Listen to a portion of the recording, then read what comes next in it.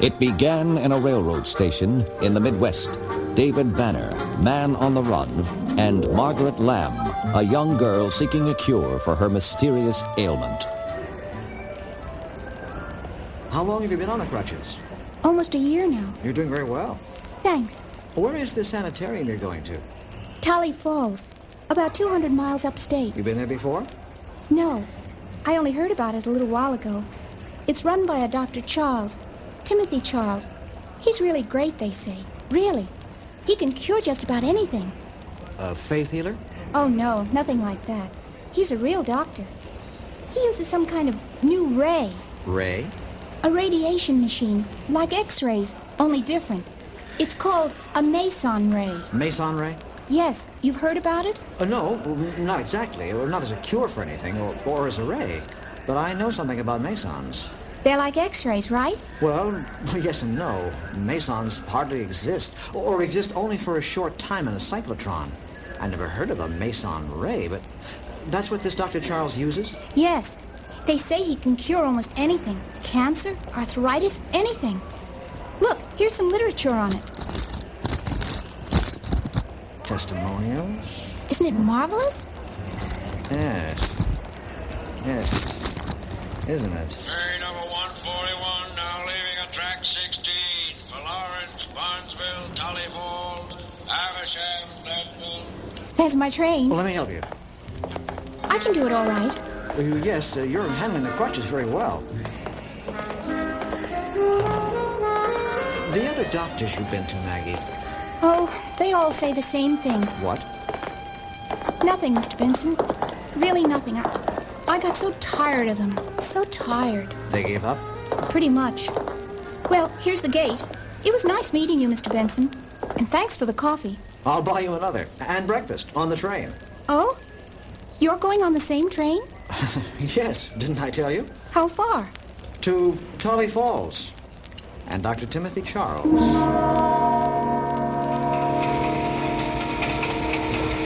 Living in the shadow of his alter ego, the Incredible Hulk, forever fearful of its next outburst of violence, David Banner is desperate in his search for an answer, a cure, willing to clutch at any small straw and any small hope. He accompanies Margaret Lamb to Dr. Charles' sanitarium in Tally Falls, knowing in his heart that it is probably another blind alley ending at another stone wall.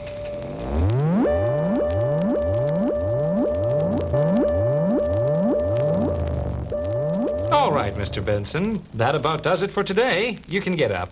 These treatments are pretty short, aren't they? The Meson ray is a highly concentrated form of energy, Mr. Benson. It only requires a very brief exposure. Well, the Meson itself only exists for a split second.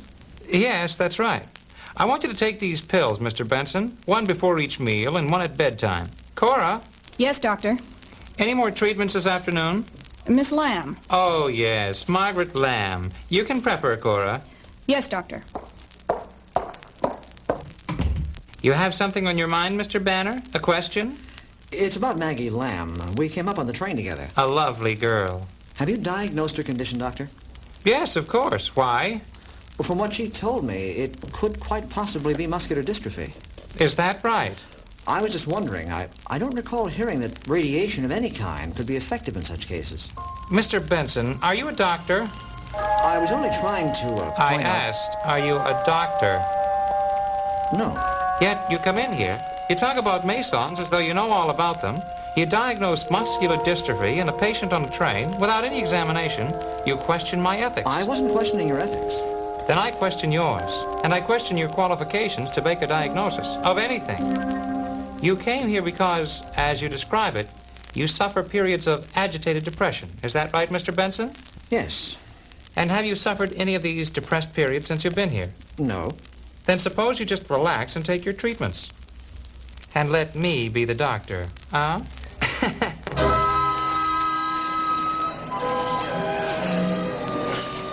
Did you have a treatment today, Mr. Benson? Yes. And you, Maggie? That machine's really weird, isn't it? I'd say that. But I feel so much better already. I know it will work. I just know it. Maggie, sometimes we can let hope run too far ahead of us. I'll be walking again soon. Dr. Charles thinks so. And his nurse, Cora Howard, says she's seen cases like mine that cleared up within weeks. Just weeks. You really believe, don't you, Maggie? I know this is the place, Mr. Benson. I just know it this time. I can feel it. Realizing that the pills Charles has given him are drugs designed to keep his mind and senses dulled, David Banner puts them aside and spends his nights thinking of Maggie Lamb and her hopes of walking, thinking of the other patients and their dreams of a cure, and his own. Rising from his bed, he makes his way down the stairs to Timothy Charles' laboratory, determined to get at the truth of the Meson Ray machine. Approaching the laboratory, Banner hears voices. He listens closely. What about McGurry? He says he can't afford much more. One more treatment, then out. Right. This Benson, he concerns me. I'm not sure of his ability to pay. Just as well. He's a snoop anyway. One more dose of the old razzmatazz and he's cured. Keep talking, Cora. I think we've got company. Amazing how that machine cures people. There's Maggie Lamb. We've got a good one there. Oh? The family's loaded. They sent her every place. Money's no object. It is for us. What do you think's wrong with her anyway? How should I know? I'm not a doctor. Good evening, Mr. Benson. Dr. Benson. I might have suspected.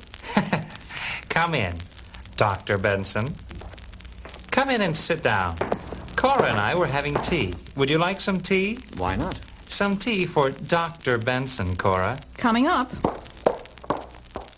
And what diagnosis have you arrived at tonight, Dr. Benson? The Meson Ray machine, for one. Oh? And what conclusions have you come to?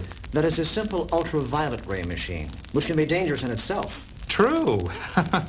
Any kind of radiation in large quantities can be dangerous. And that it's combined with diathermy. A lot of phony lighting effects and crazy sounds. In short, you're calling me a quack. Exactly. Here's your tea. Thanks. Tell me, Dr. Benson, are you from the Ethical Practices Committee? No, I actually came here out of hope. To cure your depression? Yes. And what do I find? Just another charlatan, bilking unsuspecting people out of their life savings, offering them hope and giving them nothing. And I suspect you intend to go to the Ethical Practices Committee. I'll see to it that they... The what? What did you put in that tea? A rather strong sedative, Benson. But it won't last long. Don't worry about it. I can't move. Help me get him on the table, Cora. He's heavier than he looks. What's going on? Use the restraining straps. Tie him down. Tight. He won't get out. Charles, what are you doing? We're giving you another treatment, Dr. Benson. Your very last. After that, you'll be cured. Charles, let me up. Dr. Benson, you're awake? What are you doing? As you said before, ultraviolet radiation can be dangerous in large doses. It can burn a man to a crisp, can't it? You're not going to. This will be your last treatment, Dr. Benson. Your very last. After this, you'll never feel pain again. Any kind of pain. You're insane. Charles, you'll burn me alive. It will be recorded as an unfortunate accident. Cora, 5 degrees more.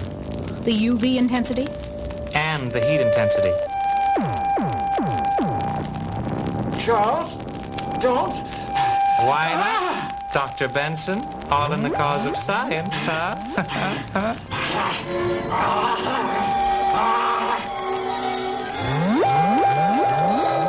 Banner's fists clench, his chest expands, his wrists enlarge. The rage within him erupts like lava from a suddenly active volcano, and he becomes the Hulk. More! Give him more! He's breaking the bones! Hold him down! I can't!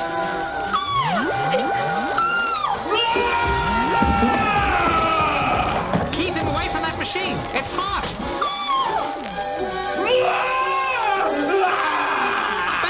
Benson, what are you? Who are you?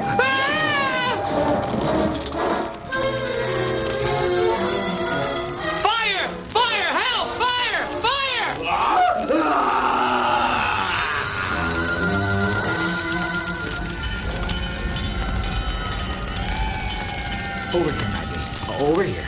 Now, sit down. Oh, Mr. Benson, the whole sanitarium, it's gone. All of the patients are out safely. And Dr. Charles? I'm afraid he was trapped, Maggie, along with the nurse. He was such a good man, Mr. Benson. Such a good man.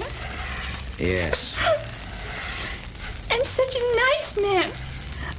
I know he had the cure. I know it. There are other doctors, Maggie, and I'll make sure you get to a good one. I promise you that. I promise it.